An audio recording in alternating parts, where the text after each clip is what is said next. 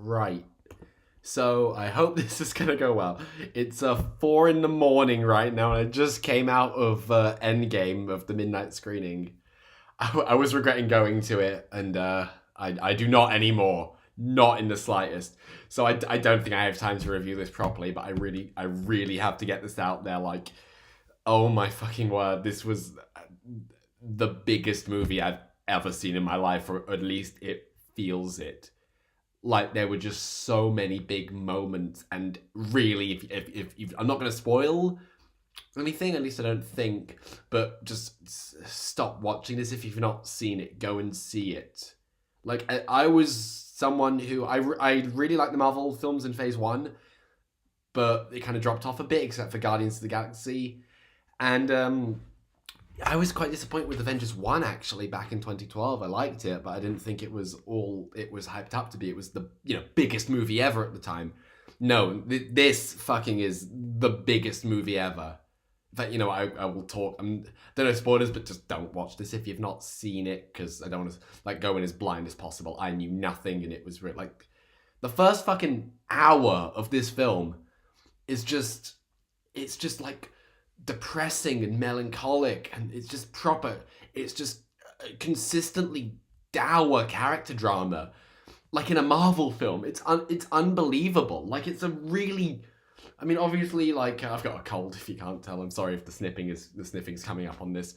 Got a bit of a cold, but like like it's just so it's so just on a level. It's so calm. It's so sad. It's so it's really not what you'd expect in a film, and because it's a 3 hour film, that's a decent portion of the film. It was honestly like consistently engaging and consistently engrossing, and I loved it, and all the actors were just bringing their A game there. It felt like a really serious movie in that point, and they had the kind of comedic relief as they do, and it's Marvel. The comedic relief is hit or miss even in this, but it just worked. And then you get so full spoilers, fuck it. You get the little caper afterward, the time heist, going back into Avengers 1. That was really cool. I mean, like I said, like God, that feels so quaint in comparison. Like what the fuck? Like that was the biggest movie ever. Them in the circle. And you see where you've come, and you get all that. You get the bit in Asgard, and it like the amount you put into the MCU is what you get back, and all the references. Because I've seen, I think over half of them, but just about over half at this point. I did really drop off after Phase 1 ended, and I got a lot out of it. And I my friends who are massive fans, I can't even think what they got out of it. But it was so engaging, and then like, God damn. I mean, first of all, Cap saying "Hail Hydra," I fucking love that. But like the final battle, like when everyone runs in, I was just losing my mind.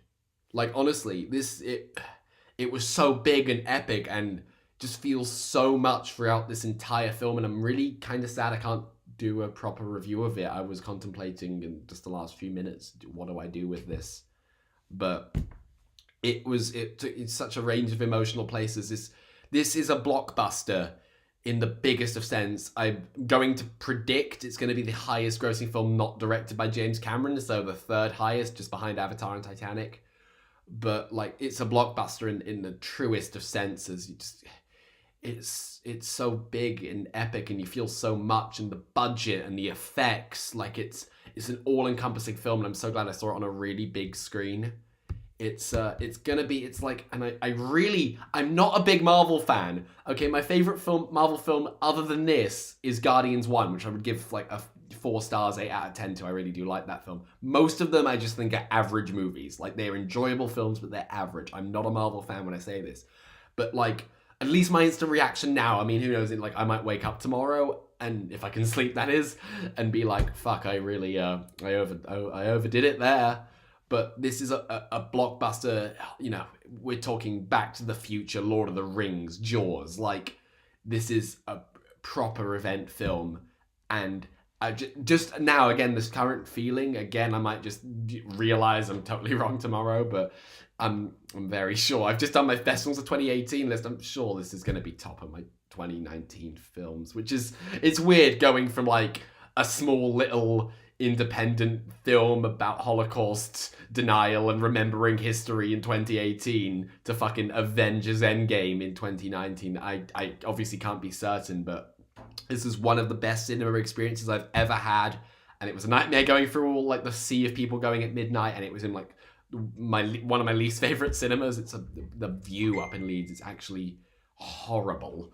Like, they don't run it properly, but I loved this movie. I don't see films twice in the cinema. Almost never. They're like, I saw Raw twice. That honestly, I think is the only film I've ever seen twice in the cinema, unless I can't think of something right now.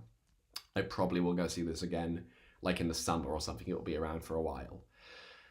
So yeah, that's my instant reaction. I'm not lowering the quality of videos on my channel. I just had to get this out there. Maybe I'll do a review. I don't think I have time. And I have this like Clockwork Orange review idea. Or analysis I kind of want to get half done, but I'm just fucking so under with work right now. 10 out of 10. Go and see this. I mean, as many Marvel films as you can is the prerequisite, but Infinity War is the prerequisite because this is Infinity War Part 2. My phone is buzzing. I'm guessing other people are out the midnights that they've gone to see it to this point. 10 out of 10. Go and see this movie. I don't do this for blockbusters. You can tell by the films I talk about on my top 20 lists. This is not normally how I react to big budget films like this, but fucking hell, I loved it. Bye.